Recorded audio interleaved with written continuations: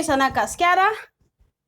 ilay taloha ihany zao ny resakintsika androany mahakasika le hoe raha ohatra ka etalondry dia ahoana dia rehefa tsara zao zahako raha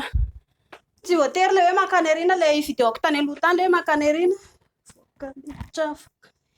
voaka miditra ohatran'izay dia ny lehilahy napetraka na eo arina fa ny torohevitro indray le hoe indrira ohatra ka hoe somary mba atao miroso kely makany aloha indray ny pôzy indrindray no afaka manao ilay izy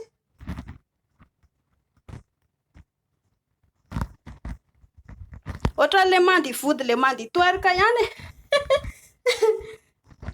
voaka kely mitsangana miakatra kely dia midina tsangana kely dia midina tsangana kely dia midina tsangana kely dia midina dia rehefa zatra indray avy eo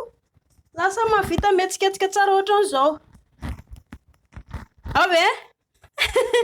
andramo fa tsy dia sarotra be le izy meza foana isika manetsiketsika ilay taolam-boto zany no tena olana eo amin'ilay izy fa rehefa zatra tsy misy olana io somary nondrika kely ohatran' izao ndry voaka miditra voaka miditra voaka miditra voaka miditra dia rehefa atao ingakaikana voaka miditra miakatra midina voaka miditra miakatra midina miakatra midina avy zay